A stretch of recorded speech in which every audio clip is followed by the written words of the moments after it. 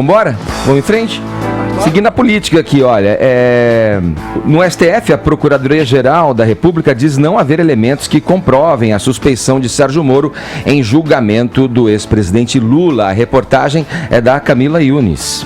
A Procuradoria-Geral da República pediu nesta quinta-feira que o Supremo Tribunal Federal rejeite requerimentos apresentados pela defesa do ex-presidente Lula, que apontam uma suspeição do ex-juiz Sérgio Moro. A defesa acusa o atual ministro da Justiça e Segurança Pública de ter sido parcial no julgamento do petista. Os advogados de Lula alegam que o fato de Moro ser nomeado para o cargo de ministro reflete a ausência de imparcialidade. Para a defesa, as conversas vazadas pelo site The Intercept Brasil também representam uma ação irregular por parte do ministro. No entanto, o coordenador da Lava Jato na PGR, o subprocurador-geral da República, José Adonis Calou de Araújo Sá, acredita que as alegações não provam a suspeição de Sérgio Moro. Para o procurador, as conversas vazadas pelo Intercept, além de serem ilegais, não têm a autenticidade comprovada.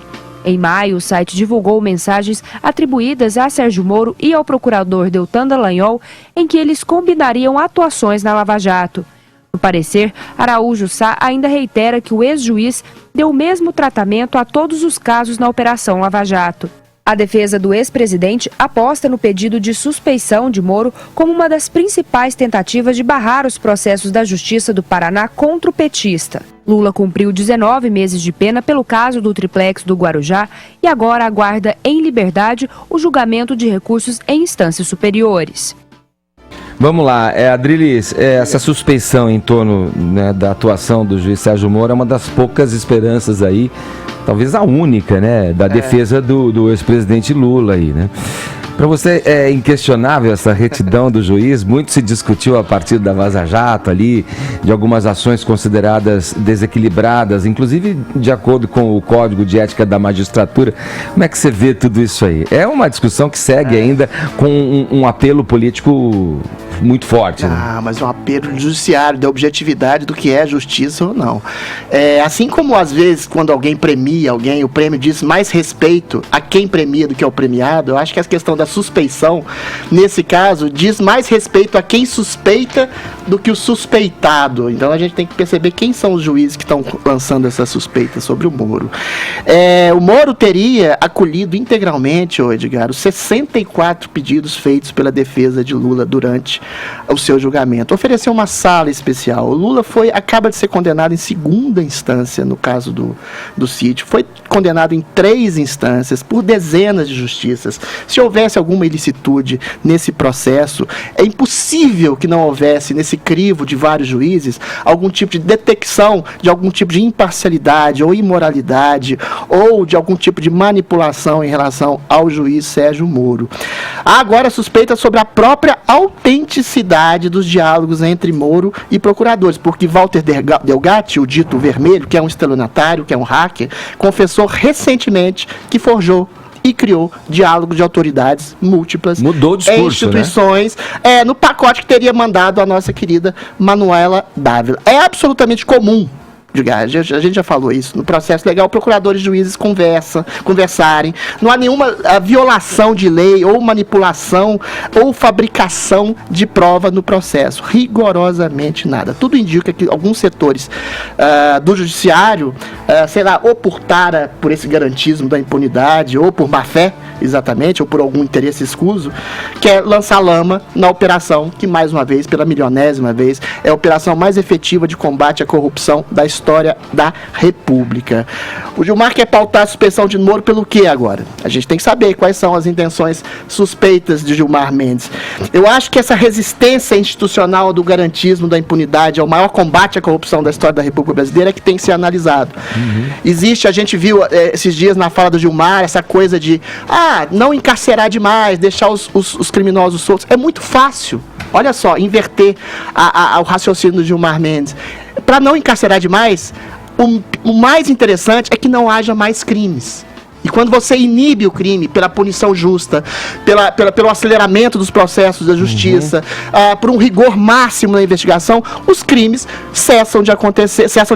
diminuem de acontecer e, eventualmente, menos pessoas serão encarceradas.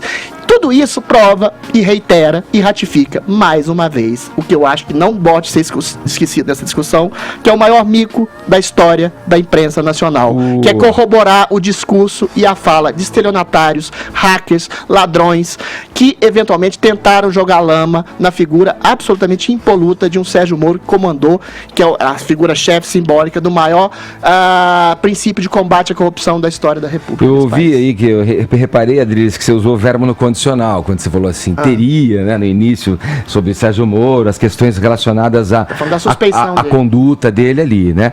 Tem alguns pontos que eu acho legal colocar aqui, independentemente dessa questão da Lava Jato ou não, ou desse preso, desse hacker que está preso, ter alterado um pouco o seu discurso, o conteúdo do discurso, precisa ver se isso aí mesmo que ele está falando procede ou não. É bom lembrar que o conteúdo total desse áudio que a Vaza Jato foi divulgando, a conta-gotas ou não, você pode ser crítico à maneira como esse material foi explorado e tal, esse material está de posse do Supremo Tribunal Federal já há muito tempo, caiu na mão inclusive do juiz Sérgio Moro, que aventou a possibilidade de destruí-lo, sendo que não era uma atribuição dele, já ministro, de poder fazer isso. Agora, eu queria ressaltar o seguinte, o Deltan Dallagnol, que é um dos procuradores mais próximos, pelo menos é o que aparece mediaticamente mais próximo a Sérgio Moro, acabou de receber uma advertência grave do Conselho Nacional do Ministério Público. Mas é uma advertência absurda. Então, mas se você crê na justiça, você tem que crer na justiça de fato, de uma forma ampla, e não selecionar em quem você crê na justiça ou não. Uma outra observação que eu faço aí, frente ao assunto que a gente está tratando aqui, é o seguinte, foi feita uma pesquisa, um levantamento pelo próprio Ministério Público, foi divulgado agora, recentemente, domingo passado, pela imprensa, uma pesquisa feita pelos próprios procuradores que tinha o intuito de corroborar a tese da defesa do juiz e os argumentos da fala do juiz Sérgio Moro.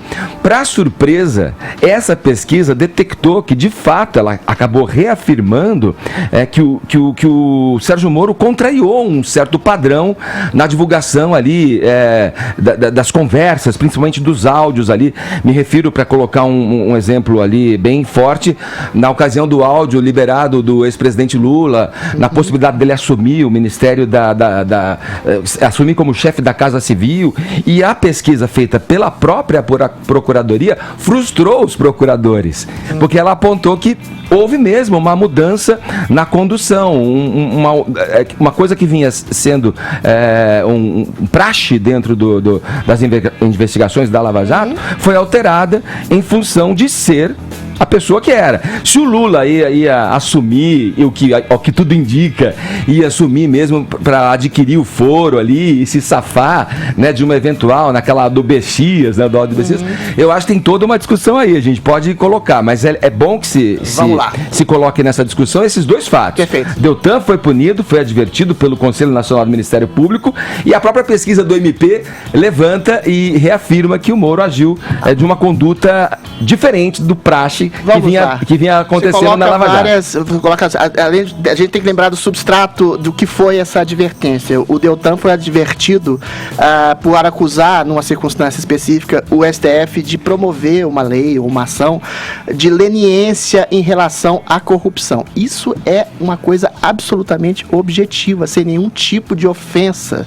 Você estabelecer, por exemplo, que a segunda instância ter sido derrubada, que é uma coisa de complacência e leniência em relação à impunidade e, conseguintemente, à corrupção, é uma coisa objetiva. Você falou da crença da justiça ampla.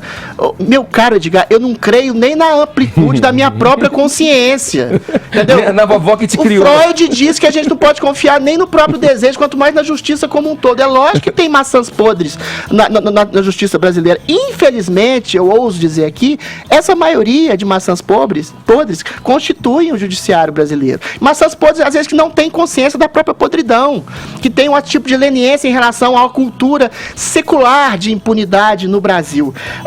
Você disse também, qual foi o segundo ponto que você colocou?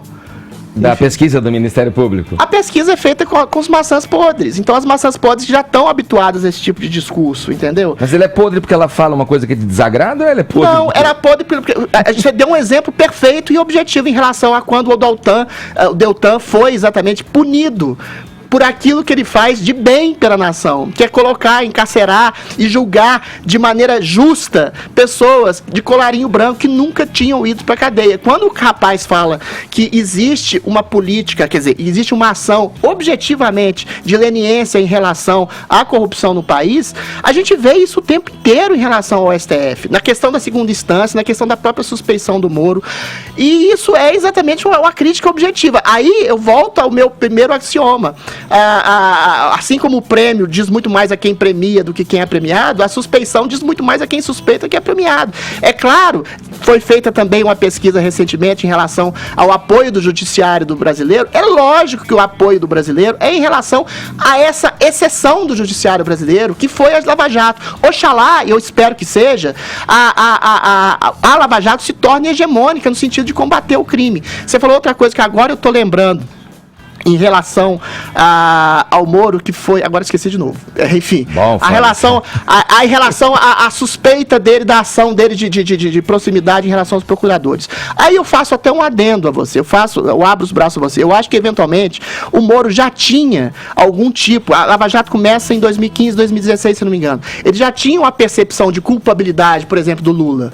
Eventualmente, ele pode ter, de alguma forma, atropelado, no sentido verbal do termo, aquilo que já era uma convicção dele. Mas não há, nos elementos comprobatórios do julgamento, nenhuma ação de deturpação ou fabricação ou manipulação de provas. Então, ele é absolutamente idôneo na questão da justiça, mais uma vez, corroborado por várias instâncias e vários juízes que decretaram a culpabilidade do Lula.